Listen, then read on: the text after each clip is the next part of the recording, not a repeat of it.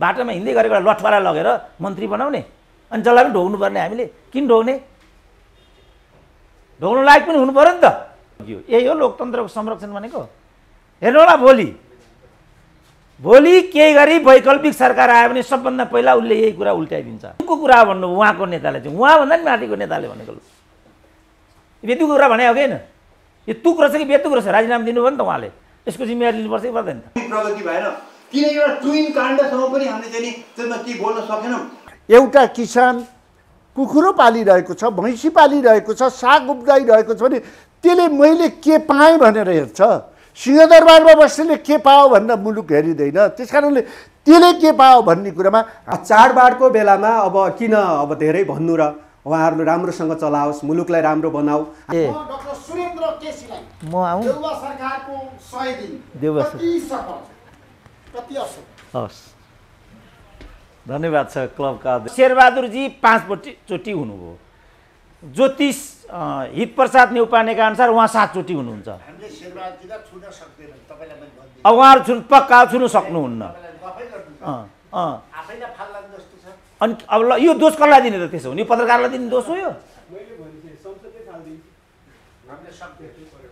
ल अनि त्यसो भने लोकतन्त्रको के अर्थ भयो त हामीले शेरबहादुरलाई विशेष महाधिवेशन बोलाएर बिदा गर्नुपर्छ भन्दै थियौँ सबै नेता गएर तपाईँ बनिदिनुपर्छ भनेपछि हामीले सक्छौँ यो सरकारको कार्यकाल बढीमा 13 महिना हो 9 महिना पनि सकिन सक्छ यो त्यसपछि जेठान काण्ड भयो साथीहरू यहाँ लोकतन्त्रको गुड्डी हाँकेर बसेका छन् लाज लाग्नुपर्ने घाँटे के भइरहेछ देशमा के हो लोकतन्त्र भनेको त्यसकारण तपाईँहरू त काङ्ग्रेस हो नाङ्गे हिँडे पनि हुन्छ हो तपाईँहरूको त शेरबहादुरको गाडी नै नकली भन्ने पुष्टि भइगयो उहाँले जो प्रतिपक्षी दलको हैसियत लिनुभएको गाडी थियो त्यो गाडी नै उहाँले चढेको गाडी होइन भन्ने कुरा भयो विधिको शासन भन्छ नि त नेपाली काङ्ग्रेस त्यही हो त विधिको शासन भने यतिले मात्रै पुग्दैन अब जेठानलाई मन्त्री मात्रै बनाइयो अब ज्वाइँलाई अब सम्धिलाई राजदूत बनाउने कुरा छ भन्ने छ टोटल असफल यो गठबन्धन नै असफल भन्छु मैले किनभने राजनीतिमा पनि यी पुराना व्यक्तिहरूले गर्दा नयाँ जेनेरेसन इन्ट्रान्स गर्न पाएको छैन कुनै पनि नेता पार्टीका नेता बन्न सकेका छैनन् यिनी गुट र उपगुटका नेता बनेका छन् यिनले मुलुक बनाउँछन् यिनले बनाउन सक्दैनन् तर मेरो देश बन्दैन मेरा जनताले सुख पाउँदैनन् सत्ता पक्षसँग वार्तामा बस्न तयार छौँ त्यो सत्ता पक्ष भएर प्रधानमन्त्री आउनुहोस् कि जोसुकै आउनुहोस् 12 दिन मात्रै सरकारले पूर्णता पाएको हो त्यसो भएको हुनाले उहाँहरूले कमसेकम 10 नम्बर चाहिँ म धन्यवाद छ क्लबका अध्यक्ष ऋषि धमलाजी सम्मानित नेताहरू नेपालका सबभन्दा ठुला चिकित्सक डाक्टर सुन्दरमणि दीक्षित पत्रकार मित्रहरू आज मलाई अचम्म लाग्यो नेताहरूको अभिव्यक्तिमा पनि ठुलो परिष्करण आएछ उहाँहरूमा पनि जवाफदेहीपन चाहिँ अलिकति बढे जस्तो आज कमरेडले सम्म संयमित बोल्नुभयो शेरबहादुर तामाङ त लयरै हो उहाँ संयमित हुनु जरुरी थियो डक्ट्रिनेसनले एजुकेसनले पनि उहाँलाई त्योभन्दा पर जान दिँदैन थियो डाक्टर साहबको चाहिँ मैले अलिक कम सुने कार्यकारणले चन्द्रजीबाटै म थाल्छु के भने युवाहरूको पकड नहुनु युवा नेतृत्वमा आउन नसक्नु समस्याको जड हो भने जस्तो कुरा गर्नुभयो तर उहाँहरूको पार्टीमा चाहिँ सबैभन्दा ठुलो अवसरवाद हाबी युवाहरूमै भएको देखिन्छ शेरबहादुरले पहिलोचोटि गएको 72 अनुसारको निर्वाचनमा पार्टीलाई पराजित गराइसकेपछि 8 जना युवाहरूले वक्तव्य निकालेका थिए त्यसमा डाक्टर चन्द्र भण्डारीको पनि थियो कि जस्तो लाग्छ मलाई पछि उहाँहरू हाम्रो त्यो स्वयं प्रकाश के झापाको विश्वप्रकाशलाई प्रवक्ता दिने बित्तिकै भाग्रे भाग भइहाल्नुभयो त्यसपछि उहाँहरू सबै मन्त्रीको दौडमा लाग्नुभयो अहिले पनि एकजना युवालाई उम्मेदवार बनाए त जितिहाल्छ नि सबै युवा अगाडि आइराखेका छन् त्यसकारण एकजना विद्वानले धेरै पहिला भनेका थिए दुनियाँको बारेमा व्याख्या गर्नु महत्त्वपूर्ण कुरा होइन दुनियाँलाई बदल्नु महत्त्वपूर्ण कुरा हो उहाँहरूले व्याख्या मात्रै गर्नुहुन्छ पार्टीभित्र आन्तरिक जनवाद छैन मात्रै भन्नुहुन्छ तर आन्तरिक जनवादको लागि लड्नुहुन्न त्यहाँ एउटा नेतालाई ठुलो नेताले निर्घात कुटपिट गर्दाखेरि उहाँहरू एक शब्द पनि दिनुहुन्न त्यसको फल त्यहाँको मूल नेतृत्वले आफ्नो पक्षमा पार्छ र आफूले चाहेको कुरा गर्दै हिँड्छ जहाँसम्म शेरबहादुर सरकारको सफलता असफलताको कुरा छ आज पत्र पत्रिकाले त्यो बारेमा 4-5 वटा टिप्पणीहरू गरेका छन् र 3-4 नेताहरूका प्रतिक्रिया पनि त्यहाँ आएका छन् सबभन्दा पहिला सत्ताधारी दलकै नेताको प्रतिक्रिया आएको छ, यो सरकारको सबभन्दा ठुलो उपलब्धि भनेको चाहिँ यसले भ्रष्टाचार गरेको छैन। त्यसपछि प्रतिपक्षमा उभिएका नेताहरूको भनाइ चाहिँ यो सरकारबाट केही पनि कुरा आशा गर्नुको अर्थै केही छैन, किनभने यसले 88 दिनसम्म त आफ्नो सरकारलाई पूर्णतै दिन सकेन, किनभने यसले पूर्ववर्ती सरकारले गरेका सबै निर्णयहरूलाई एकपछि अर्को रद्द गर्ने अभियानबाट आफ्नो कार्यकाल सुरुवात गर्यो। सबभन्दा पहिला त उसले राजदूतमाथि प्रहार गर्यो र उसले के भन्यो भनेदेखि यो सरकारको प्रतिबिम्बन गर्न नसक्ने राजदूतहरू विदेशमा रहनु उचित हुँदैन, रहँदैनन्। अब तपाईँ अहिले यहीँ अमेरिकाको राजदूतको कुरा गर्नुहोस्, अर्को सरकार त्यहाँ आयो, ऱ्यान्डी बेरी एजिटिज हुनुहुन्छ, योभन्दा पहिला भारतीय काङ्ग्रेसले नियुक्ति गरेका रे भन्ने राजदूत थिए, तिनले आफ्नो कार्यकाललाई पनि पूर्णता दिए। हाम्रो केपी ओलीले महेन्द्रबहादुर पाण्डेको 6 महिनाको मात्रै कार्यकाल थियो, फिर्ता लिएर आउनुभयो, के हो नाम, लीलामणि, फिर्ता गरेर लिएर आउनुभयो। यो उचित हुँदैन भन्ने आवाज हामीले त्यही बेला दिँदै थियौँ। अब अहिले हेर्नुहोस्, 8 जनाको एग्रिमोको लागि नाम पठाइएको थियो, तत्काल उहाँहरूले हानिहाल्नुभयो। फेरि अरू 22 जनालाई उहाँहरूले फिर्ता बोलाएर लिएर आउनु भएको छ। यो सरकारको कार्यकाल बढीमा 13 महिना हो, 9 महिना पनि सकिन सक्छ। यो तुरुन्त निर्वाचन भयो भने 5 महिना पनि सकिन सक्छ। भनेपछि हाम्रो नीतिगत निरन्तरता नरहने भन्ने कुरा प्रष्टै छ, किनभने यो हेरेर बसिरहेको हुन्छ। अब अहिले जो गठबन्धनको कार्यशैली देखिन्छ, यो कार्यशैली हेर्दाखेरि फेरि केपी ओलीको पुनरुदय हुने जस्तो मेरो आकलन चाहिँ त्यो छ। किनभने पालो नेपाली काङ्ग्रेसको थियो, उसलाई सत्तामा जाने म्यान्डेट थिएन, किनभने वामपन्थीहरूलाई एकताको लागि र स्थायित्वको पक्षमा नेपाली जनताको भर्डिक्ट थियो। उहाँहरूले त्यो माथि घात गरेको हुनाले उहाँहरू दण्डनीय हुनुहुन्छ र उहाँहरूलाई दण्डित गरिनुपर्छ भन्ने हामीहरूको मान्यता थियो। तर प्रतिपक्षमा बस्ने पक्षमा गयो, एकताको पक्षमा मतदान पाएकोले त्यसलाई विभाजित गरायो, त्यसपछि आजको स्थिति आइपुग्यो। अब यसको जिम्मेवारी कसलाई दिने त? शेरबहादुरजीले भन्नुभयो जस्तो अब खालि 12 दिनको कार्यकाल यो सरकारलाई उपलब्ध छ, यसको मूल्याङ्कनको त समय नै भएको छैन। मन्त्रीहरूको जो नियुक्तिको प्रणाली भयो त्यो पनि खण्ड खण्ड गरेर भएको छ। शेरबहादुरको श्रीमतीलाई तुरुन्त बनाउनु पर्ने थियो, उमेश श्रेष्ठको तुरुन्त नियुक्ति भयो। त्यसपछि युएनमा एउटा परराष्ट्र मन्त्री प्रस्तुत गर्नुपर्ने थियो, डाक्टर खड्काको नाम आयो। त्यसपछि गठबन्धनभित्र कुरा मिल्ने नमिल्ने कुराहरू यत्र तत्र थिए, न्यायालयको भागभण्डाको कुरा थियो, त्यसपछि जेठान काण्ड भयो। साथीहरू यहाँ लोकतन्त्रको गुड्डी हाँकेर बसेका छन्, लाज लाग्नुपर्ने घाँटे के भइरहेछ देशमा? के हो लोकतन्त्र भनेको? त्यसकारण मैले चाहिँ लोकतन्त्रको चुरो समात्नुपर्छ भनेको छु। त्यसका जम्मा 5 वटा खण्डहरू हुन्छन्। ती खण्डहरू भनेका योग्यताक्रम, जवाबदेहिता, पारदर्शिता, अनि उपयुक्त व्यक्ति, उपयुक्त स्थान र पुरस्कार र दण्डको व्यवस्था। माइनस त्यो लोकतन्त्र हुँदैन। चन्द्रजी, तपाईँ पढे लेखेको नेतामा पनि पढिसक्नुभयो। अब यी 5 वटा कुरा छैनन् भने त्यो लोकतन्त्र हुनै सक्दैन। अनि यो कस्तो लोकतन्त्र हो त भन्ने कुरा आयो। योग्यताक्रम नेपालमा अहिले अर्थमन्त्री कसरी बनाइन्छ, परराष्ट्र मन्त्री कसरी बनाइन्छ, योजना आयोगका योजनाविदहरू कसरी बनाइन्छ, राजदूतहरूको नियुक्ति कसरी हुन्छ, त्यहाँबाट हेरौँ हामी। त यो विधिबाट कहाँ लोकतन्त्र चाहिँ सुनिश्चित हुन सक्छ? हामीले लिएको अभ्यासै गलत छ मैले देख्दा। हामी राणा शासनको अवसानपछि नै सिङ्गो इतिहास हाम्रो सङ्क्रमण कालमा छ। हामी कस्तो प्रणालीबाट कहाँ पुग्ने भन्ने कुरामा अहिले पनि सुनिश्चित छैनौँ। मिनिमम कुरामा हामीमा मतज्ञता चाहिन्छ। मिनिमम कुरामा त्यो भनेको सामाजिक सद्भाव, वैदेशिक सम्बन्ध र प्रशासनिक चुस्तताको कुरा हो, सुशासनको कुरा हो। हामी सङ्घीयतामा गयौँ, तर नागरिकताको लागि, पासपोर्टको लागि, कृषकहरूको भुक्तानीको लागि, यावत कुराको लागि हामीहरू काठमाडौँमै आउनु परेको स्थिति छ। माइतीघर मण्डेलामा अनसन बस्नु परेको स्थिति छ। त्यसो भने सङ्घीयता किन? सङ्घीयताको औचित्य के हो? सङ्घीयताको सबभन्दा ठुलो कुरा गर्ने मध्ये एक राजेन्द्र श्रेष्ठ, जो योचोटि मन्त्री पनि हुनुभएको छ, हामीले जस्तो किसिमको सङ्घीयता अवलम्बन गर्यौँ यो एकदम महँगो भयो। चोकै पछि मन्त्री पद, चोकै पछि ढाट कर र एकदम तड्किलो बड्किलो। तपाईँलाई थाहा छ सङ्घीय व्यवस्था अन्तर्गतको जुन स्थानीय संरचना छ खालि सभासदहरूको सांसदहरूको स्थानीय सांसदहरूको मात्रै कुरा हो। यो वार्षिक तलब भत्तामा मात्रै खर्च 1 अरब 60 करोड हुँदो रहेछ हाम्रो अहिले सङ्घीयता आइकन। यो 10 वर्षमा गाडी गुडीतर्फ मात्रै नेताहरूले 62 अरब पैसा खर्च गरेका छन्।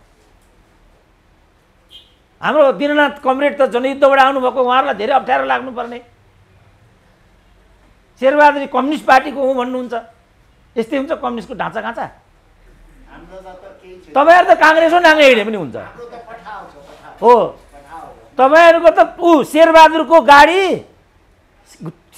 गाडी नै नकली भन्ने पुष्टि भइगयो। उहाँले जो प्रतिपक्षी दलको हैसियतले लिनुभएको गाडी थियो त्यो गाडी नै उहाँले चढेको गाडी होइन भन्ने कुरा भयो। विधिको शासन भन्छ होइन नेपाली काङ्ग्रेस, त्यही हो त विधिको शासन भने। यी त बिचरा मेरै पार्टीका त हुने पत्रकार बिचरा के त यता फर्किने त्यही फर्किनु जस्तो लाग्यो क्या मलाई। हामी त सबै गरिब गरिब एउटै पार्टीका हौँ। हामी त खानु छैन लाउनु छैन, पत्रकारहरूको त के छ बिचरा, आफ्नो निजी हो यो सबै। यसको बलमा उहाँहरूले बिचरा त्यसमा पनि कहिले के कानुन ल्याउने भन्छन्, कहिले के ल्याउने भन्छन्। अस्तित्वको लडाइँमै पत्रकारहरूको त जिन्दगी गयो। हाम्रो स्थिति पनि त्यो भइगयो। कहाँ मान्छ आजभोलिको पत्रकार फकाउँदा फकिन्छ भने हान्छ ढाडमा। मुख्य कुरा चाहिँ के भने प्रणाली बसाउनु पर्यो। जस्तो तकमाकै पनि दिननाथजी धेरै आशा गरेको नि हामीले माओवादीसँग त सानो आशा गरेको हो र। केपी ओलीको प्रशस्त आलोचना भयो नि त, अध्यादेशको कुरा गरिरहनु परेन। यो अध्यादेशको सरकार भयो भनेर प्रतिगामी भयो भने सरकार डाँडा कटाइयो होइन त। त्यसपछि उहाँहरूले 40% को संवैधानिक व्यवस्था थियो होइन, कुन चाहिँले यहाँ संविधानको रक्षा उहाँले नै भन्नुभयो। 40% को जो व्यवस्था थियो त्यसलाई 20 मा ल्याइयो, मिसन पुरा गरियो, एमालेलाई सिद्ध्याइयो, फेरि त्यसलाई 40 मै लगियो। यही हो लोकतन्त्रको संरक्षण भनेको। हेर्नु होला भोलि केही गरी वैकल्पिक सरकार आयो भने सबभन्दा पहिला उसले यही कुरा उल्टाइदिन्छ र छानी छानी प्रहार गर्छ। उसले माओवादीलाई प्रहार गर्छ, काङ्ग्रेसलाई प्रहार गर्छ, अरूलाई प्रहार गर्छ। अनि कसले चाहिँ लोकतन्त्रलाई संरक्षण गरेको हुन्छ त? यहाँ यो कायदा नै गलत छ। कतिपय कुरामा हामीले एउटै मुद्दामा उभिनुपर्छ। त्यो कतिपय कुरा भनेको संरक्षणको संविधानको संरक्षणको प्रश्न होला, यसलाई कसरी चाहिँ सुदृढीकरण गर्ने भन्ने प्रश्न होला। यसमा हामीले अब कहिलेसम्म झगडा गर्ने? अहिले कति वर्ष भयो भन्नु छ? 7 साल यता नै हाम्रो 71-72 वर्ष भइसक्यो प्रणालीको लागि हामी लडेका। अहिले सहमतिको दस्तावेजको रूपमा अहिलेको संविधान छ। अहिलेको भन्दा सहमतिको लागि राम्रो वातावरण भविष्यमा कहिले पनि हुन सक्दैन भन्ने कुरा दिननाथजीले पनि भनिसक्नुभयो। बहुमतको योभन्दा राम्रो बहुमतको कुरा अब हुन सक्दैन भनेर। यो बहुमत भाँडेको नेपाली जनताले होइन नि, यो बहुमत बिगारेको हामीले होइन नि त। हामीले दिएको हो स्थायित्वको लागि वामपन्थीहरूलाई। तपाईँहरू किन यो गल्ती गर्नुहुन्छ? यस बापत को दण्डित हुने त? दण्डित हुनु पर्दैन कसैले। यो गरे गल्ती कसले हो? हामीले हो? पत्रकारले हो? कसले हो यो गरे? कोही त कठघरामा उभिनु पर्यो नि त। जबसम्म अपराधीलाई अभियुक्तलाई हामी लोकेट गरेर दण्डित गर्दैनौँ, किनभने लोकतन्त्र भन्दै कहाँ डङ्गा नाच्न पाइन्छ र? लोकतन्त्र त सबैभन्दा बढी अनुशासित प्रणाली हो। तर त्यो स्वेच्छाले त्यो दण्डलाई चाहिँ कबुल गर्नुपर्छ। मैले गल्ती गरेँ भने त्यसलाई मैले स्वीकार गर्नुपर्छ। होइन भने पाइलटले जहाज दुर्घटना गराउने, रेलको ड्राइभरले ट्रेन दुर्घटना गराउने, अनि रेलवे मन्त्रीले राजीनामा दिने, उड्डयन मन्त्रीले राजीनामा दिने, त्यसको के तुक छ भन्नु त? ल त्यो लोकतन्त्र भनेको त्यही हो। एकचोटि उग्यो भने हाउसमा, नर्थ कोरियामा हो भने त गोली ठोकिदिइहाल्छ सिद्धिको। तर जापानमा सुत्यो मात्रै भने पनि उसले त्यो पदबाट राजीनामा दिन्छ, किन त्यो सुत्ने ठाउँ होइन त्यो। तर यहाँ त सुति पनि रहेका छन्, उही पनि रहेका हुन्छन्, तिनीहरू नै लोकतन्त्रको ठुल्ठुलो कुरा गरिरहेका हुन्छन्। त्यस कारण हामीले जो प्रणाली अवलम्बन गरेका छौँ यो प्रणालीमा हामीले मतैक्यता ल्याउनु पर्यो। कहिलेसम्म सङ्क्रमणमा हामी जाने? तपाईँलाई थाहा छ अहिले हाम्रो देशमाथि कति ऋण पुगेको छ? 17 खरबको त अहिले हामीमाथि ऋण। 17 खरबको, 16.5 खरबको बजेट छ हामीलाई। 1 खरब त यहीँ बढ्ता भइसक्यो। 11 खरबको व्यापार घाटा छ। 11 खरबको प्रत्येक नेपालीमाथि जन्मिँदै 67,000 को ऋण छ। जुम्लाको मान्छेलाई थाहा पनि छैन कि ऊ माथि यति ऋण छ भनेर बिचरा। त्यो ऋण उसले किन भोग्नुपर्ने, किन बोक्नुपर्ने? त यसको जिम्मेवारी कसको त? यसको जिम्मेवारी यसको जवाबदेही त कसै न कसैको त हुन्छ होला नि त। राजाको पालामा पञ्चायतको अन्तिममा 29 अरबको ऋण थियो, तर त्यो 29 अरब ऋणभित्रबाटै पूर्व पश्चिम राजमार्ग बनेको, कोदारी राजमार्ग बनेको, ट्रली बस चलेको, भ्रिकुटी कागज कारखाना बनेको, बाँसबारी छाला जुत्ता कारखाना बनेको, हिमाल सिमेन्ट कारखानाहरू बनेका। त्यो भन्यो भने प्रतिगामी मान्छे याद भनिदिन्छन्, बोल्नै हुँदैन। अनि ट्रली चलाउनु कसरी प्रतिगमन हो भने, बाँसबारी छाला जुत्ता चल्नु भने कसरी प्रतिगमन हो भन्नु त? 29 अरब भित्रका उपलब्धिहरू हुन् यिनीहरू। अनि 17 खरब भित्रका 6 अरबको त बेरुजु, 6 खरबको त बेरुजु छ, 6 खरबको बेरुजु त कसरी हामी अगाडि जान सक्छौँ? हामीले लिएको बाटोले अगाडि जानै दिँदैन। यसलाई कसरी हामीले चाहिँ व्यवस्थापन गर्ने? आजको प्रश्न त यो हो नि। भाइ छोराहरू पञ्चायतको अन्तिममा 6000 मात्रै वैदेशिक रोजगारीमा थिए, ओन्ली 6000, खालि 6000। अहिले त्यो सङ्ख्या सरकारी आँकडा अनुसार पनि 52 लाख पुगेको छ। निजी क्षेत्रले यो चाहिँ 82 करोडभन्दा माथि पुगेको आकलन गरेको छ। मेरो विचारमा यो सङ्ख्या 1 करोडभन्दा माथि छ। 3 करोड मध्ये 1 करोडलाई बाहिर राखेर अनि उनीहरूले पठाएको रेमिटान्स त्यो अहिले 11 अरब पुग्यो। 11 अरब उनीहरूले अहिले यो कोभिड हुँदा पनि 8 अरब मात्रै थियो हाम्रो, 11 अरब आयो यो चोटि भर्खरै पहिलो 9 महिनाको मूल्याङ्कनबाट यो देखियो। 11.5 अरब जति आयो बिचरा, उनीहरूले त्यो बाहिरबाट पठाएको। हाम्रो राजस्व उठ्ने भनेको जम्मा 8 अरब मात्रै हो। अब यो 11 र यो 8 जोडेर अझ खरब अरब यति जोडेर हाम्रो चाहिँ अर्थव्यवस्था चलिराखेको छ। चन्द्रजी, तपाईँ पढे लेखेको पनि हुनुहुन्छ, कम्युनिस्ट त अलिकति संवेदनशील हुन्छन् भन्ने छ, संवेदनशीलता बाँकी छ भने कमरेडहरूलाई पनि म भन्छु, एउटा उपाय पनि दिन्छु।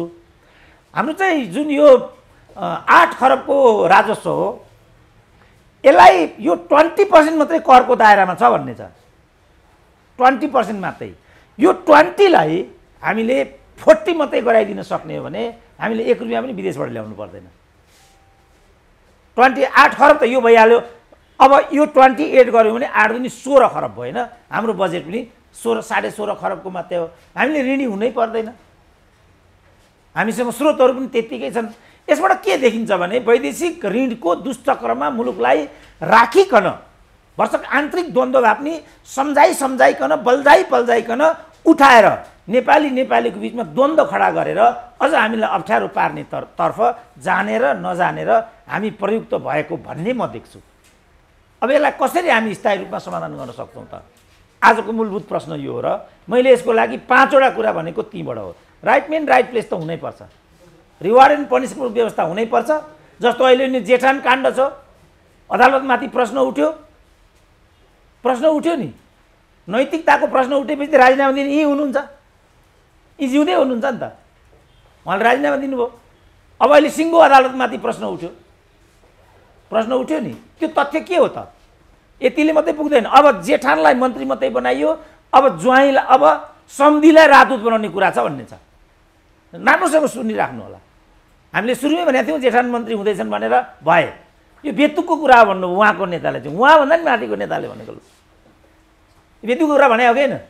यो तुक रहेछ कि बेतुक रहेछ? राजीनामा दिनुभयो नि त उहाँले, यसको जिम्मेवारी लिनुपर्छ कि पर्दैन त?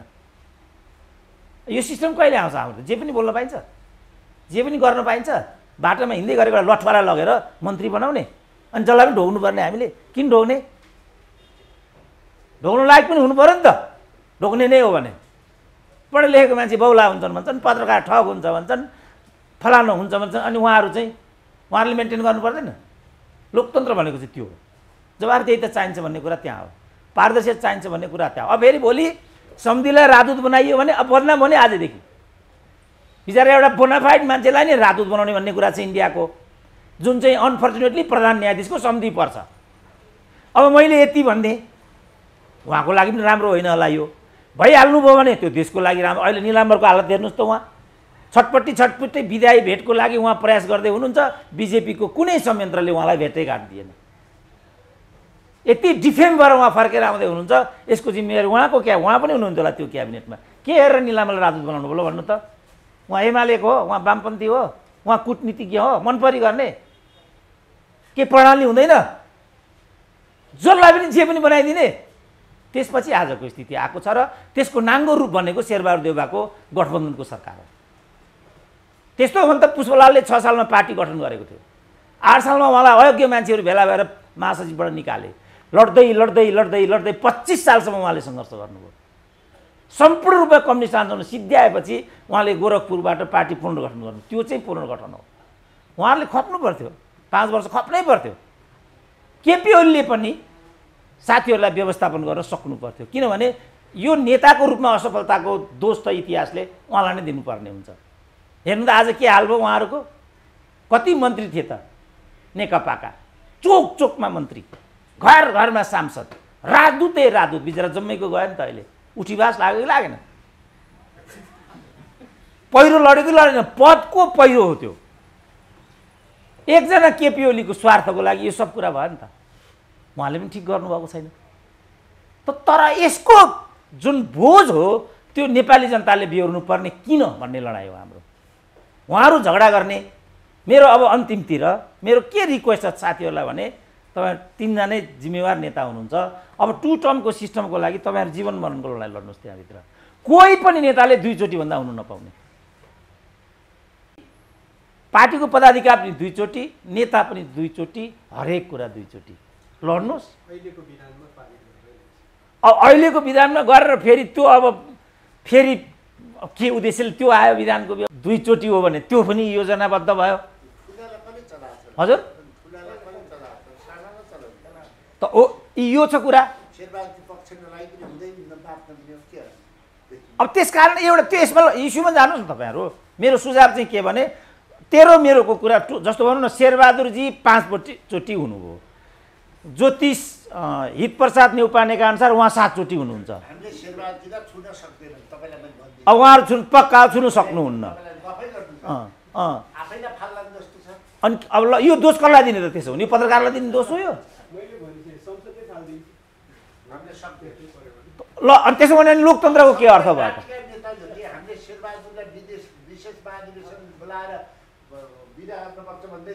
सबै नेता गएर तपाईँ बनिदिनु पर्छ भनेपछि हामीले सक्छौँ। तपाईँ पनि एकदम नचाहिने कुरा नबोल्नुहोस्। सबै पार्टी प्रचण्डजीदेखि पार्टी सबै गएपछि हामीले सक्छौँ त। उल्टो हामी भागिन्छ। त्यसैले यो नेपालको फाउन्डेसनको व्याख्या गरेर बल्ल यो भन्दैछ। त्यसै कारण मैले भने जस्तो होइन, मैले यो मैले आजै एउटा बिहान एउटा विद्वानको लेख पढेर आएको थिएँ। उहाँले के भन्नुभयो त्यसमा भने, म आफू 78 वर्षको भएँ। 78 वर्षको जीवनको मेरो अनुभव के भयो भनेदेखि, हामीले कुनै पनि प्रणालीलाई निरन्तरता र व्यवस्थित बनाउन सकेनौँ। त्यो नै नेपालको राजनीतिको मुख्य समस्या हो भन्नुभयो उहाँले। त्यो आर्टिकल मसँग यहाँ पनि छ, फोटोकपी लिने म त्यो दिन्छु। नि प्रणालीको निरन्तरतै भएन। त प्रणालीलाई निरन्तरता दिनको लागि के उपाय हुनसक्छ त भन्दा, तत्काल मैले एउटा निर्णय गरेको चाहिँ सोचेको चाहिँ के भने, त्यसपछि 2 टर्म गरौँ न त। जस्तो अमेरिकामै 2 टर्मको सिस्टम छ, कति अन्य मुलुकहरूमा पनि 2 टर्मको सिस्टम छ। मेरो भनाइ के थियो भने, केपी ओलीलाई चाहिँ हामीले निर्वाचित गरेर ल्याइसकेपछि जसरी ट्रम्पले बिदाई पाए त्यो तरिकाले मात्रै केपी ओलीलाई बिदाई गरौँ न भन्ने भयो हाम्रो। पार्टी एकता गर्नुभयो उहाँहरूले। यो पार्टी एकता हुँदैन है, स्वार्थहरूको एकता पार्टी एकता हुन सक्दैन। पार्टी एकताको लागि तन मात्रै मिलेर हुँदैन, मन पनि मिल्नुपर्छ भने। कम्युनिस्टको एकता नचाहने, कम्युनिस्टको पिएचडी भएर कम्युनिस्ट द्रोही भनेर मलाई नै देश निकाला जस्तो गरिदिनु भयो उहाँहरूले। अब खानुभयो कुदो, अहिले भयो त पार्टी एकता। कुदो खाए त डायबिटिज हुन्न नि, चिनी खाएर भएको यस्तो छ। कुदो खाने भने डायबिटिज हुन्न नि हजुरलाई, चिनी खाएर हो नि त। यहाँ पनि एउटा यस्तो आइसक्यो, कुदो पनि थोरै आएको। त्यसकारण मैले सुरुदेखि नै भने, बाबा पढे लेखेको मान्छेको पनि केही कुरा त सुनिदियो न। यो एकता हुँदैन, यो एकता हुने कुरा होइन। किनभने स्वार्थहरूको सम्मिलन पार्टी एकता हुन सक्दैन। अब माधव नेपाल मलाई सबभन्दा मनपर्ने नेता त नेपालको राजनीतिमा माधव कुमार नेपाल हो। आफ्नै पार्टीलाई सिद्ध्याएर प्रतिस्पर्धी पार्टीको चरणमा तल गएर सूर्यलाई मत देऊ, सूर्यलाई मत देऊ भन्ने, माथि आएर सूर्यको त्यो मत लगेर रुखको चरणमा हालिदिने, अनि मै ठुलो नेता हुँ भन्ने त आश्चर्य भएन? यो रेकर्डको लागि भनिदिएकै मैले हो।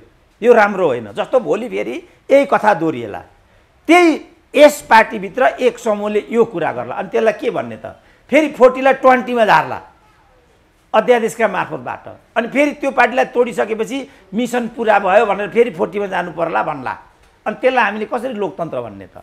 हामीलाई धेरै गाह्रो भयो, सकस पर्यो, अलिकति सजिलो बनाइदिनुहोस्। लोकतन्त्रमा सजिलो बनाउने भनेको प्रणाली र योग्यता, पारदर्शिता र जवाफदेहिताको कुरा अनिवार्य हुन्छ। त्यो भएन भने हामीले लोकतन्त्रलाई पनि भोग्नु, यो कारणले फर्केर हेर्नुहोस् त 17 साल यही कारणले आएको भन्ने कुरा प्रष्टै देखिन्छ। अब अहिले राजाले पनि त्यो कुरा उठाइराखेको छ, ल यो केपी ओलीका पालामा यस्तो कुरा हुन्थ्यो भनेदेखि प्रतिगमनको सबभन्दा ठुलो नायक यही त हिन्दू राज्य ल्याउने भयो, नारायण हिटीको अगाडि जानुको मतलब गणतन्त्रको विरुद्धमा आजै घोषणा हुन्छ, अब संहिता खारेज हुन्छ, यही नै भनियो, यही आधारमा केपी ओलीको प्रतिगमन हो भन्यो। मैले भने यही सिस्टमको लागि केपी ओली 14 वर्ष सेन्ट्रल जेलमा बसेको होइन, इमान्दार हुनु पर्यो नि त हामीले, यो केपी ओलीको दलाली हो। यही कुराको लागि 14 वर्ष केपी ओली जेलमा बसेको, एक मनको त त्यो क्या हो, त्यो झुन्नाको, त्यो झुन्नाएर हतकडी लाएर 14 वर्ष। तपाईँ मलाई त त्यहाँ 5 मिनट टोयलेटमा थुनिदियो भने म यहीँ मर्छु। वाइसिएलले त्यहाँ चाबेल क्याम्पसमा 10 मिनट मात्रै मलाई थुनिदिएको थियो, मैले हातखुट्टा उचालिहालेँ, भाइ तँ जे भन्छस् म त्यो मान्छु, मलाई यहाँ जिग्रियो भने 10 मिनटमा मात्रै। ऊ त 14 वर्ष बसेको छ त्यो जेलमा। त्यही मान्छेले गणतन्त्र फाल्छ, हिन्दू राज्य ल्याउँछ, संघीयता फाल्छ भन्ने कुरा आफैमा ठुलो बेतुकको थियो नि। महिलाई केपी ओलीको मतियार भन्थे, अब म औला उठाएर के भन्छु भने अहिले जे भइरहेछ त्यो केपी ओलीको मतियार हो, र यो सबै कुराले गर्दा केपी ओलीको ग्राफ माथि जान्छ। केपी ओलीको कहर नेपाली राजनीतिले अर्को 10 वर्ष पन्छाउन सक्दैन। खोइ पत्रकारै आउँदैन त, धन्यवाद हो ल। त्यसकारण हामीहरू चाहिँ अलिकति अब युवा वर्ग आउनै पर्यो, क्या हस्तक्षेप गर्नै पर्यो। लोकतन्त्रको प्रतिफल हामीले पाएनौँ, नेताहरूको परिवारजनको लागि मात्रै लोकतन्त्र ल्याइएको जस्तो भयो। अब मैले अलिकति बढी पनि समय पाएँ, लिएँ, यसको लागि तपाईँहरूलाई धन्यवाद दिएर बिदा लिन्छु। नमस्ते। मेरो नजरमा र सायद आम नागरिक नजरमा के अवस्थामा गएको छ बताइदिन्छु म। पहिला एउटै मात्रै कुराबाट सुरु गरौँ। आज किन आम नागरिकमा र सडकबाट राजा आऊ भन्ने नारा किन आइरहेको छ, तीबाट सुरु गरौँ।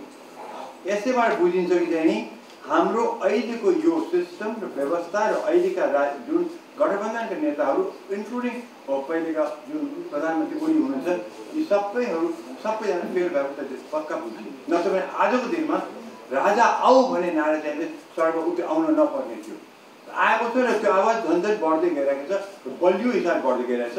अब हेरौँ, अहिले देउवाकै कुरा गएको हुनाले ऋषिजीले त्यही नै भन्नुभएको, म त्यसबाट सुरु गर्छु। देउवाजीको ती यो 100 दिनमा 3 महिना, लगभग 3 महिना त पुरा षड्यन्त्रमै गयो। काम पटकेको भएन, किन मन्त्रालयमा मन्त्री नै थिएनन्, काम कसरी हुन्छ? सो मन्त्रालयमा नो वर्क, कामै भएन।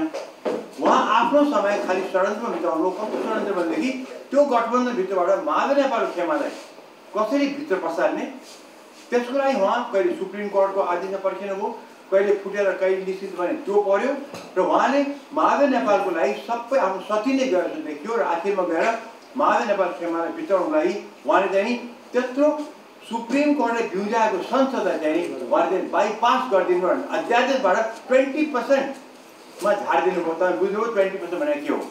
यस्तो लोकतन्त्रलाई कमजोर र अस्तव्यस्त अवस्थामा पुर्याइदिनु भयो। त्यसको लगत्तै माधव नेपाल खेमा फुटेर आउने बित्तिकै उनले वैधानिकता पाउने बित्तिकै इलेक्सन कमिसनबाट तत्कालै चाहिँ फेरि त्यो अध्यादेश फर्काइदिनु भयो संसदबाट।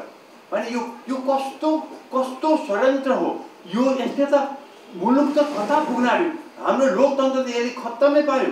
आखिर देउवाजी भन्नुभयो त पजेरो काण्ड हुँको हो, सांसद सुरुमा किनबेच हुँको हो।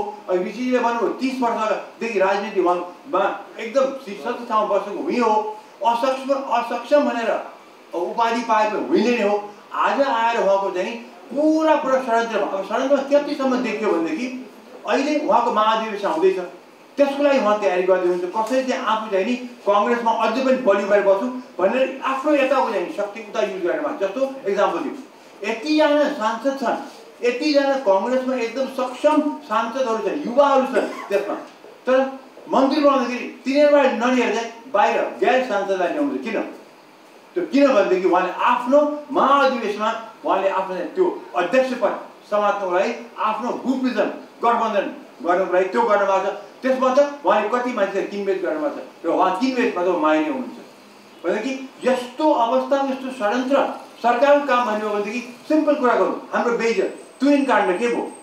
हाम्रो ट्विन काण्ड यही 3 महिनाभित्र भएको एक शब्द भारतसँग अफिसियली दिल्लीसम्म चाहिँ कुनै किसिमको कुरा भएन। खालि त्यो टिम पठाएर आँखा छारोमा हाल्थे र खत्तम भयो त्यहाँ पनि हो। एउटा कुरा भएको भ्याक्सिनको लागि उहाँले पठाउनु भयो, उमेशजीलाई पठाउनु भयो, उमेशजीले भ्याक्सिनको राम्रो काम गरिदिनु भयो, ल्याउनु भयो। तर देखिहाल्यो तत्काल त्यो राम्रो काम गर्ने व्यक्तिले चाहिँ चट्ट चाहिँ उहाँले त्यो मन्त्रालयलाई साथ दिनुभयो। त्यो के को लागि त? किन सार्नु हो?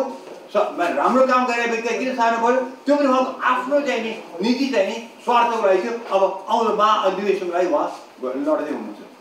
सो जताबाट हेरे पनि षड्यन्त्रमा यो 3 महिना यो 100 दिन बित्यो। मन्त्रालयहरूमा पटक्कै कुनै काम भएन, मन्त्रीले दिन सक्नु भएन।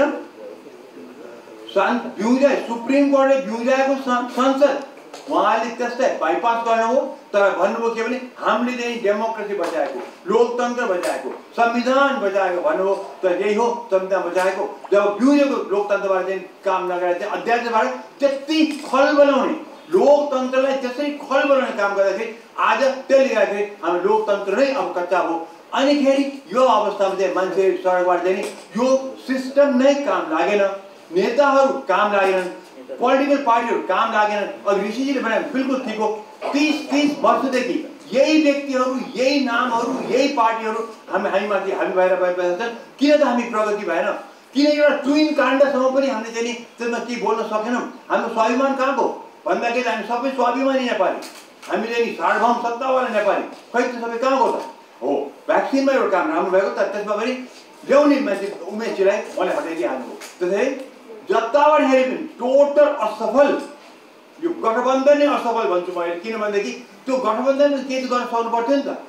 देउवाले जे गर्यो त्यही चाहिँ मान्छे जाने। महावे नेपालीको काण्डमा त्यो 14जना सांसदहरूलाई त्यो गल्ती त अग्निसामबाट छ। त हामी देउवा कुरा गर्छ, तर देउवाजीले पनि कमसेकम चाहिँ महादेव हाम्रो ओलीजीसँग कुरा गरेर कहीँ चाहिँ निकाल्न सक्नु पर्थ्यो। देउवाले चाहिँ बरु मिडल म्यानको रोल खेलेर चाहिँ अग्निसामबाट चाहिँ ओलीलाई भेटाउनु पर्थ्यो। सांसद अहिले पनि नाराबाजी चलिरहेको छ। सांसदले केही पास गर्न सकेको छैन। कतिवटा त्यहाँ विधेयकहरू बसिरहेका छन्, केही भएको छैन। सरकार निकम्बा भएको छ, सांसद निकम्बा भएको छ। अल बिकज स्वार्थले खेल्यो। यहाँ स्वार्थ पनि कस्तो स्वार्थ भनेदेखि यो पुरा चाहिँ सेवा देउवाको स्वार्थ र यसमा अग्निसामले पुरा साथ दियो। कुरा चाहिँ यति हो। अरू त खास मसँग केही छैन। ऋषि उठि पनि सक्नुहोस्। थ्याङ्क यू एकदम समयमा सिद्धाउनु। Thank you so much. आज हामी समयमै कार्यक्रम चाहिँ सिद्ध्याउने प्रयत्न गर्दैछौँ कि प्रत्यक्ष प्रसारण भइरहेको छ प्राइम टाइम टेलिभिजन मार्फत। त्यो कार्यक्रम तपाईँहरूले हेरिरहनु भएको छ। म ठ्याक्कै डाक्टर चन्द्र भण्डारीबाट सुरु गर्छु। सत्तारूढ दलका नेता, प्रधानमन्त्री बनाउने पार्टीको नेता। सकेको 30 वर्षमा के हो त? यो सबैभन्दा महत्त्वपूर्ण प्रश्न हो। यसमा एउटा राष्ट्र निर्माण गर्नलाई वा राष्ट्र के हो, राष्ट्रभित्र के गर्छन्, राष्ट्रलाई मजबुत बनाउन के हुन्छ, यो कुरा सबैभन्दा पहिले बुझ्नुपर्छ। हामीले 48 सालमा बहुदलीय व्यवस्था लिइसकेपछि राष्ट्र निर्माण गर्ने सूचकहरू भूगोल, हामीले भूगोलको सुरक्षा गर्न सकेका छौँ कि छैनौँ, वा हाम्रो भूगोलमा अप्ठ्यारो परेको कुराहरूलाई हामीले छिमेकीहरूसित कुरा गर्न सकेका छ कि छैनौँ, यो सबैभन्दा एउटा महत्त्वपूर्ण कुरा हो। यसमा पनि हामी चुकेका छौँ। दोस्रो जनसङ्ख्यामा आज हाम्रो देश आर्थिक रूपले हेर्नुहुन्छ भने नेपाली जनताहरू अहिले हामीले 30 वर्षमा हस्पिटलहरू बनायौँ, हाम्रो जनताहरूको हस्पिटलमा पहुँच छैन। हामीले स्कुलहरू बनायौँ, त्यो स्कुलहरूसँग हाम्रो पहुँच छैन। जो सरकारी स्कुल र विश्वविद्यालयहरू तिनीहरू प्रतिस्पर्धी बन्न सकेका छैनन्। भिसी हुन चाहन्छ, रजिस्ट्रार हुन चाहन्छ, रेक्टर हुन चाहन्छ, उसले आफ्नो दायित्व निर्वाह गर्न सक्दैन र जनता दिनदिनै गरिब, नेताहरू हामीले राजनीति गर्ने नेताहरूलाई मात्र होइन, सामाजिक क्षेत्रमा काम गर्ने नेताहरू, कर्मचारी क्षेत्रमा काम गर्न चाहने नेताहरू, राजनीतिक क्षेत्रमा काम गर्ने क्षेत्रका नेताहरू कसैमा पनि यो देश बनाऊँ, जनतालाई अगाडि बढाऊँ, राज्यका विभिन्न अवयवहरूको विकास गरौँ भन्ने चिन्तन हामीसँग भएन। त्यसरी नै साधन र स्रोत, प्रकृति स्रोत र साधन, हामीसित हिमाल छ, हामीसित तपाईँलाई जलस्रोत छ। हामीले कहिल्यै पनि यो जलस्रोतसित जनतालाई जोडौँ। ठुला ठुला जलविद्युत आयोजनाहरू हुन्छ, यसलाई जनतालाई जोडौँ, सीमान्तकृत वर्गलाई जोडौँ र त्यसको आय स्तर वृद्धि गरौँ भनेर हामीले कहिल्यै पनि हामीले चिन्तन गरेनौँ। त्यसरी नै कुनै पनि देशको मजबुतीका निम्ति त्यो देशको संस्कृति हुन्छ, त्यो देशको धर्म हुन्छ। हामी भर्खर दसैँको बिदा गरिरहेका छौँ।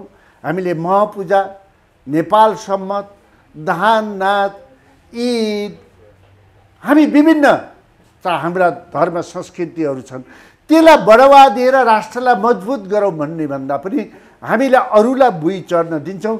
त्यसकारणले हाम्रो कहाँनिर कमजोरी भयो ऋषिजी भने हाम्रो देशलाई हेर्ने राष्ट्रिय एप्रोचै भएन, देशलाई हेरेर गर्ने कुरै भएन।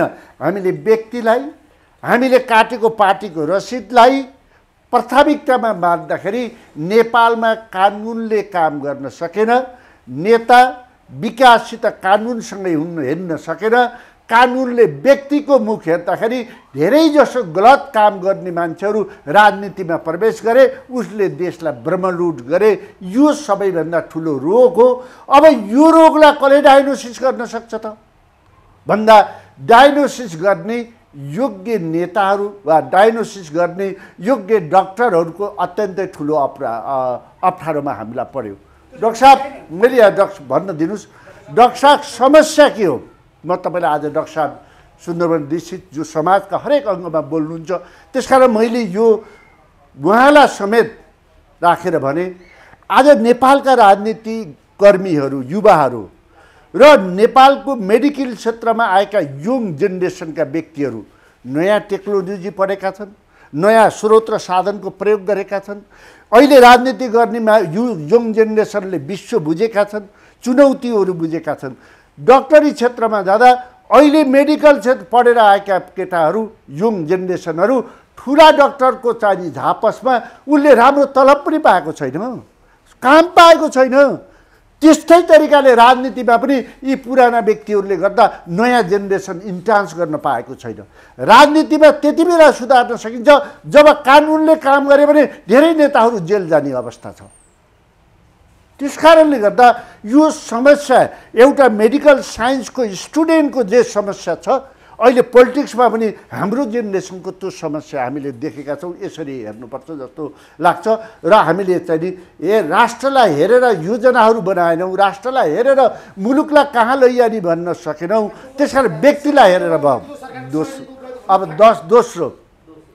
दोस्रो शेरबहादुरजीको 100 दिनको उपलब्धि भन्दा के रह्यो भने यसको म पनि त्यसैको सदस्य बने, प्रचण्ड पनि त्यसैको सदस्य, माधवजी पनि त्यसैको सदस्य। भत्काउनलाई हामीले सरकार बनाएको कि बनाउनलाई गरेको यो प्रश्न हो। 3 महिनासम्म त हामी मन्त्रीमण्डलै गठन गर्न सकेनौँ। मन्त्रीमण्डल गराएर डाक्टर साहबले भन्यौँ कि खोपमा हामीले विकास गऱ्यौँ।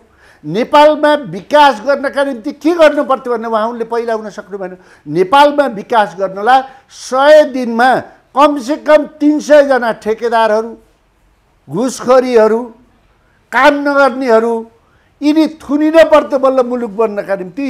त्यो नगरिसकेपछि तपाईँले जिगारी पनि देखिएन नि।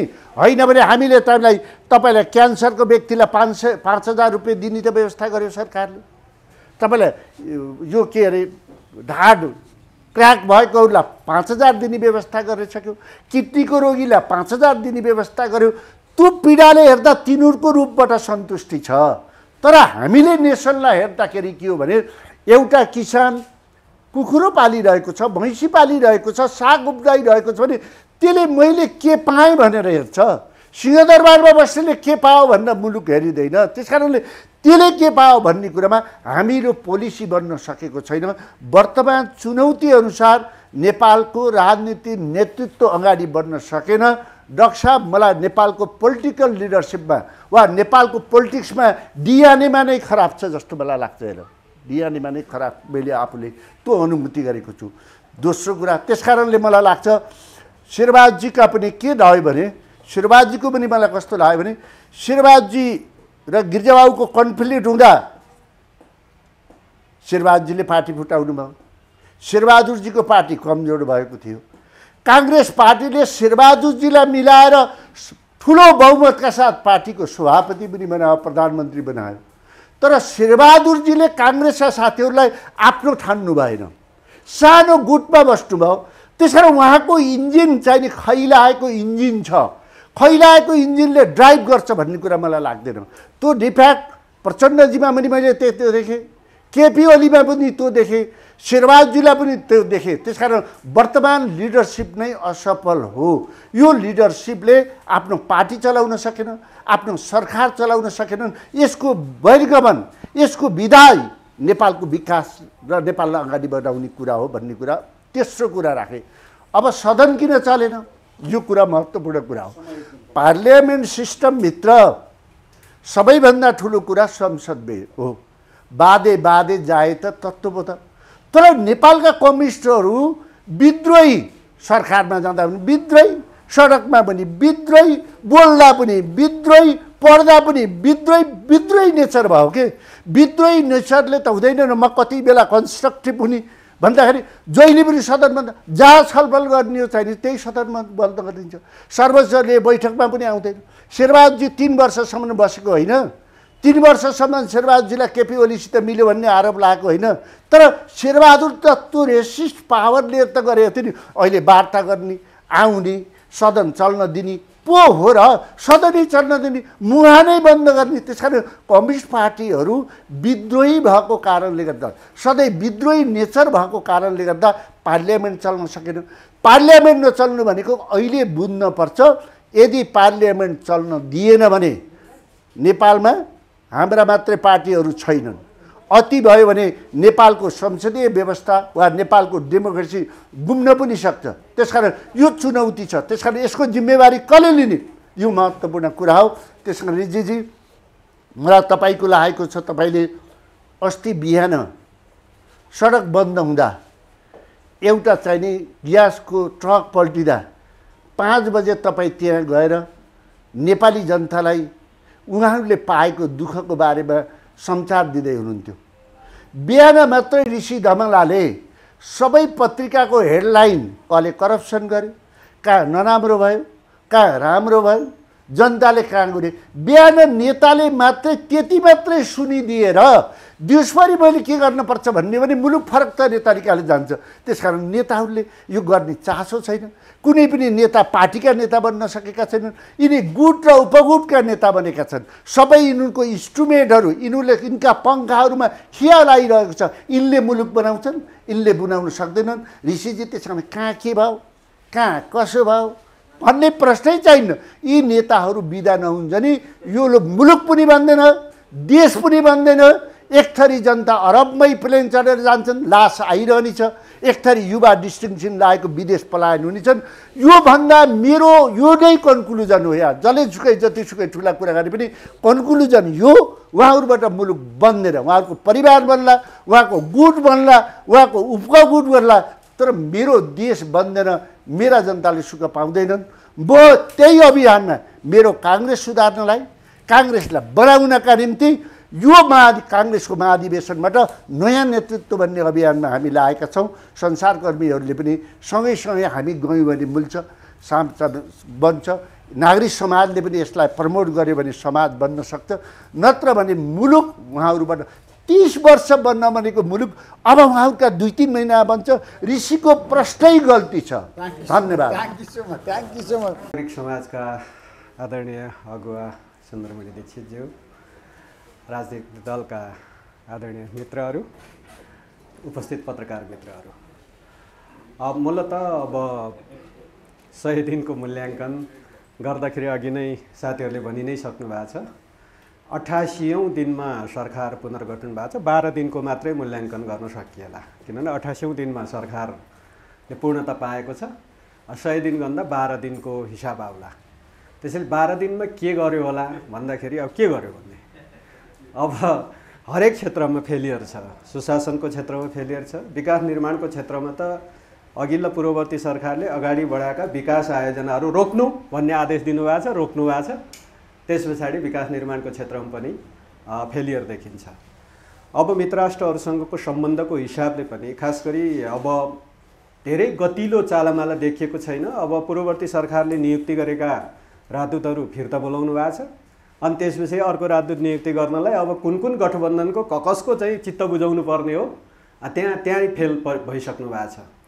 त्यस पछाडि अरू राष्ट्रियताको सवालमा खास गरी हामीले मित्र राष्ट्रहरूसँगको सम्बन्धमा चीनतिर सिमाना विवाद छ भनेर अब बिचकाइदिनु भएको छ।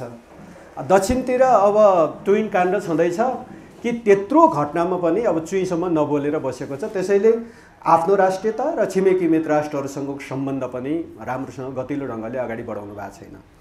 र राष्ट्रलाई असर पार्ने एमसीसी को बारेमा पनि सरकार स्पष्ट छैन। कहिले भन्छ 11 बुँदा संशोधनको हामीले प्रस्ताव पठाएको छौँ भन्छ, उहाँकै अनि परराष्ट्र मन्त्री गएर हामी संशोधन नगरिकनै पास गर्छौँ भनेर फेरि अमेरिकातिर गएर बोल्नुहुन्छ। त्यसले यस्ता हरेक फिल्डमा फेल भएको छ। नम्बर त 0 नै देखिन्छ, तर पनि कनीकुथी गऱ्यो भने 10 नम्बर जति त दिन सक्छु जस्तो लाग्छ। म आफै चाहिँ म अलि सकारात्मक ढङ्गले हेर्ने भएको हुनाले। र अब जहाँसम्म यहाँ अलिकति सिस्टमकै फेलको कुरा चाहिँ म ठान्दिनँ। होइन, हामीले अवरोध गरेको होइन। पार्लियामेन्ट चाहिँ हामीले पार्लियामेन्टमा जब यो सरकारले धेरै विधेयकहरू, हिजो पूर्ववर्ती सरकारले अध्यादेशकै रूपमा भए पनि राम्रो विधेयकहरू लिएर आएका थियौँ। ती विधेयकहरू एकमुष्ट पार्लियामेन्ट सुरु भएको, ल ठिक छ, अब त्यो चाहिँ अदालतबाट आयो, जे देशबाट आएको भए पनि अदालतबाट आयो, तर पनि पार्लियामेन्ट आयो। र त्यो पार्लियामेन्टको पहिलो बैठकमा त्यो बिचमा भएका सबै अध्यादेशहरू चाहिँ पहिलो बैठकमा प्रस्तुत गर्नु पर्थ्यो, गर्नु भएन। प्रस्तुतै गर्नु भएन। हामीले सबै अध्यादेशहरू लिएर आउन प्रस्तुत गर भनेर हामीले भन्यौँ। त ऋषिजीको यहीँ आएर पनि हामीले धेरैचोटि भन्यौँ होला, हाम्रो पार्टी अध्यक्षले पनि अन्तर्वार्ताहरूमा धेरैचोटि भन्यौँ होला, तर सुनवाई भएन। सुनवाई नभइसके पछाडि हामीले भन्यौँ कि सामूहिक रूपमा पार्लियामेन्टमा हामीले सामूहिक आवाज उठाएका हौँ। अवरोध त हामीले गरे होइन, अवरोध हामीले गरेको होइन। अवरोध सत्ता पक्षले गरिरहेको छ कि हामीले प्रष्ट भनेका छौँ नि, सत्ता पक्षले जुन ढङ्गले सत्ता पक्ष भएको छ, यो सत्ता पक्ष हुनको कारणहरूको बारेमा हामी स्पष्ट हुन चाहन्छौँ। त्यसैले अहिले जसरी सरकार प्राप्त गरेको छ, सरकार प्राप्त गरेको कारणहरूको बारेमा हामी स्पष्ट हुन चाहन्छौँ। र अघि नागरिक समाजका अगुवा हाम्रा आदरणीय दाइले भनिसक्नुभयो कि जुन तरिकाले नेकपा एमाले जतिको एउटा राष्ट्रको पहिलो पार्टीलाई विभाजन गर्नको लागि जुन तरिकाको एउटा अध्यादेश पार्लियामेन्ट, जुन पार्लियामेन्ट चाह्यो भनेर मुद्दा हालेर पार्लियामेन्ट फिर्ता गरेको छ, अनि त्यो पार्लियामेन्टको बैठक चल्दा चल्दै त्यो पार्लियामेन्टको बैठक चाहिँ अन्त्य गरेर भोलिपल्टै अनि अध्यादेश लिएर आउँछ। पार्लियामेन्ट थियो नि त, ती कानुन ल्याएको भए भइहाल्थ्यो नि, हामी छलफल गर्थ्यौँ होला नि। अनि त्यस पछाडि कानुन लिएर आएर चाहिँ अध्यादेश मार्फत एउटा चाहिँ दल विभाजन सम्बन्धी कानुन लिएर आउँछ, दललाई विभाजन गर्छ। विभाजन गर्नु अगाडि नै हामीले केही साथीहरूलाई पार्टीको चाहिँ अनुशासन उल्लङ्घनको कारबाही गरेका हुन्छौँ। दलीय व्यवस्थामा दलका आफ्नो कानुन होला नि, दललाई आफ्नो हैसियत होला नि, दललाई चाहिने चाहिँ एउटा अधिकार होला नि, संवैधानिक हक होला नि। तर त्यो सबैलाई कुल्चेर हामीले कारबाही गरिसकेका मान्छेहरूको शनाखत गरेर दल दर्ता भयो भनेर सुनाइन्छ। हो, यो सबै विषयमा कुनै पदाधिकारीसँग बसेर अथवा कुनै दलसँग बसेर होइन, हामी सत्ता पक्ष र प्रतिपक्ष भएर वार्ता गर्छौँ भनेर त भनिरहेकै छौँ नि। केले रोक्या छ त अहिले शेरबहादुर देउवाजीलाई? हामीले त वार्ता गर्छौँ, आउनुहोस्, समाधान दिन्छौँ भनिरहेकै छौँ। त्यसैले हामी सत्ता पक्षसँग वार्तामा बस्न तयार छौँ। त्यो सत्ता पक्ष भएर प्रधानमन्त्री आउनुहोस् कि जोसुकै आउनुहोस्, र हामी प्रतिपक्ष भएर वार्तामा बस्न तयार छौँ। र त्यही वार्ताबाट निष्कर्ष निक्लिन्छ। भएका गतिरोधहरू के गतिरोध हुन् त्यो सबै समाधान हुन्छ। र एउटा कुरा म स्पष्ट पार्न चाहन्छु, जहाँसम्म संसदको कुरा छ, निर्वाचनको कुरा छ, अब आदरणीय मित्र चन्द्र भण्डारीजीहरूले कति रोक्न सक्नुहुन्न। यदि नेपाली काङ्ग्रेसको महाधिवेशन सम्बन्धी प्रक्रिया सुरु गर्नुभएको छ, नेपाली काङ्ग्रेसको उहाँले नेतृत्व फेर्ने कुरा पनि गर्नुभयो, धन्यवाद छ। यदि नेपाली काङ्ग्रेसको महाधिवेशनका प्रक्रियाहरू अगाडि बढ्दा वर्तमान प्रधानमन्त्री नेपाली काङ्ग्रेसको सभापति शेरबहादुर देउवाजी कमजोर हुन लाग्यो वा महाधिवेशनमा म सभापति जित्दिनँ भन्ने लाग्यो भने यो संसद पनि उहाँले भङ्ग गर्नुहुन्छ, हेरिराख्नु होला। यो संसद छिटै भङ्ग गर्नुहुनेछ र छिटै अर्को निर्वाचनको घोषणा गर्न सक्छ। त्यसो भएको कारणले उहाँले कति रोक्न सक्नुहुन्छ हेरौँ। त्यसैले उहाँहरू चाहिँ अब देउवाजीले मुलुकलाई चलाउने होइन, गठबन्धन बोकेर अब कति दिन चलाउन सक्नुहुन्छ। अब टोटल फेलियर भएर मुलुकको समय बर्बाद त गर्नु हुँदैन। त्यस भएले नयाँ फ्रेस म्यान्डेट त जरुरी छ। अलिअलि छलफल सबै निर्वाचनहरू स्थानीय तहको, प्रदेशको, सङ्घीय सरकारको सङ्घीय तहको निर्वाचन नै एकैचोटि गरौँ भन्ने छलफल अब अलि बुद्धिजीवी सर्कलमा भएको सुनिन्छ। म धेरै धन्यवाद दिन चाहन्छु उहाँहरूलाई कि वास्तवमा यो तर्फ मुलुक जान सक्यो भने पनि यसले एउटा निकास दिन्छ होला। त्यसैले अरू धेरै गाली गर्ने भन्दा मेरो त शुभकामना छ, राम्रोसँग चलाओस्। अब यो चाडबाडको बेलामा अब किन अब धेरै भन्नु र उहाँहरूले राम्रोसँग चलाओस्, मुलुकलाई राम्रो बनाऊ। हाम्रो त यति कुरा हो नि, त्यही भन्ने कुरालाई पार्लियामेन्टमा हामीले सामूहिक रूपमा आवाज राखेको है। र पारित गर्दाखेरि त गर्नु हुँदो रहेछ नि त, एउटा त्यो के बजेट कि के भन्ने चाहिँ उहाँहरूले अब त्यहाँ हाम्रो अवरोध भन्दै पारित त गर्नु हुँदो रहेछ। तर एसिड आक्रमण सम्बन्धी त्यो विधेयक किन ल्याउन सक्दैन? नागरिकता विधेयक किन ल्याउन सक्दैन? अनि त्यस पछाडि डक्टरहरूलाई त अब चिकित्सकहरूमाथि भइरहेको ज्यादती त्यो सम्बन्धीका विधेयकहरू किन ल्याउँदैन? महिला हिंसासँग सम्बन्धित कानुन चाहिँ किन ल्याउँदैन? त्यो चाहिँ अवरोध भयो रे, एमालेको कारणले अवरोध भएको कारणले ल्याउन सकेन भन्छ।